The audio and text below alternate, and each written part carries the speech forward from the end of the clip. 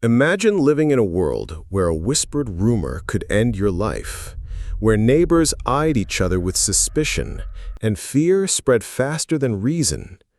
This was Salem, Massachusetts, in 1692. In just 1 year, more than 200 people were accused of witchcraft.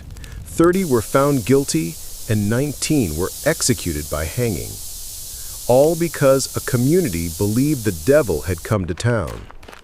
But beneath the hysteria lies a deeper story, a story of politics, fear, religion, and human psychology. The Salem Witch Trials were not just about witches, they were about power, control, and survival. To understand Salem, we must first step back into the late 17th century. Massachusetts was still a fragile colony, struggling with harsh winters, disease, and political unrest. The Puritans who settled here believed they were building a city upon a hill, a community chosen by God. But that belief came with strict rules. Any deviation from those rules was seen not just as rebellion, but as sin. And sin was dangerous because it threatened the entire community's covenant with God. This was not a place of tolerance. Religion and law were one and the same. Ministers held enormous influence, and questioning them meant questioning God. On top of this, colonists lived in constant fear of attacks from Native American tribes after years of bloody conflict on the frontier. Add to that the political instability of Massachusetts losing its original charter in 1684, creating uncertainty about the colony's future. Salem was a powder keg, waiting for a spark. That spark came in January 1692, in the home of Reverend Samuel Parris. His daughter Betty, age 9, and niece Abigail Williams, age 11, began acting strangely. They screamed, contorted their bodies, and claimed to see visions. Today, we might call it stress, trauma, or even illness. But to Puritans, there was one explanation: witchcraft. Reverend Parris called in local doctors. When no physical cause was found, suspicion turned to the supernatural. Soon, other girls in Salem began exhibiting similar fits, falling into trances, shrieking in church, and claiming invisible spirits tormented them.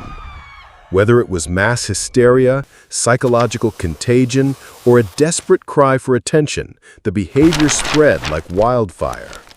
And the girls began naming names.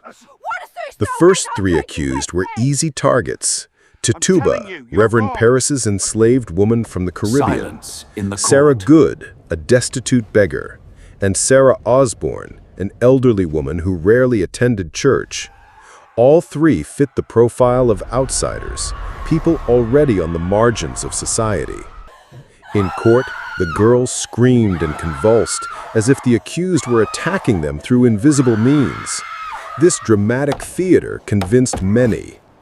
Under pressure, Tituba confessed. She claimed the devil had appeared to her, that witches walked among them, and that Salem was under attack from Satan himself. Her confession validated the fears of the town. If witches were real, then anyone could be a witch. What started with 3 women quickly snowballed into dozens of accusations. Neighbors accused neighbors, families turned on each other, and paranoia consumed the village. The newly formed court of Oyer and Terminer took charge of the cases. Evidence was flimsy, often based on spectral evidence, visions, and dreams. If someone claimed to see your spirit tormenting them, it was enough to condemn you.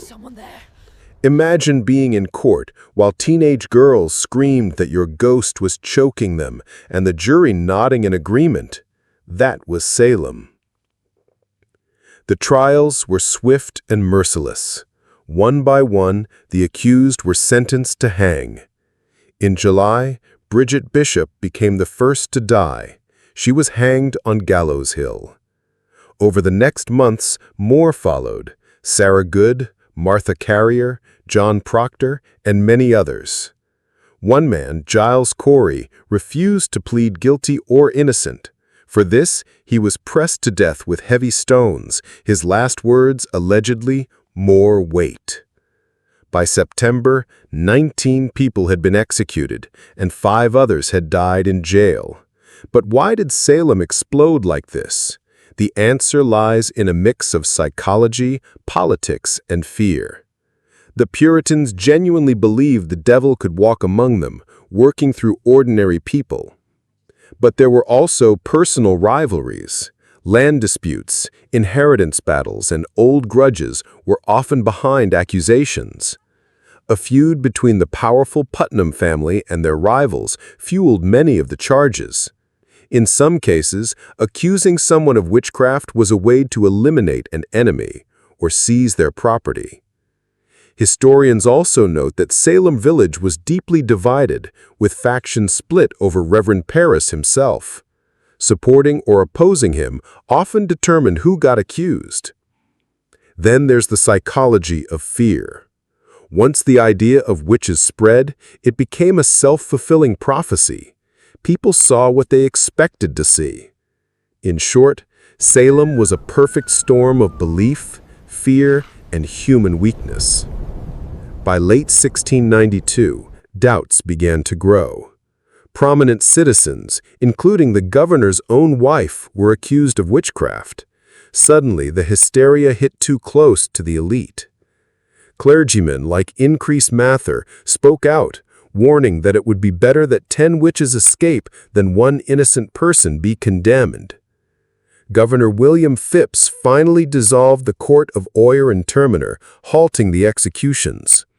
In the months that followed, many prisoners were released, though lives and reputations had already been destroyed.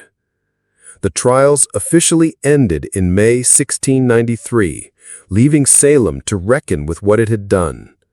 The Salem Witch Trials remain one of America's darkest chapters, a story of fear overriding reason and justice twisted by hysteria. In the centuries since, they've become a cautionary tale, a reminder of how fragile truth can be when society is gripped by panic. Today, memorials in Salem honor the victims. Their names are etched in stone, a silent apology from a community that once condemned them. And perhaps that is Salem's final lesson, that fear is the real witch, and if left unchecked, it can haunt us more than any specter of the past.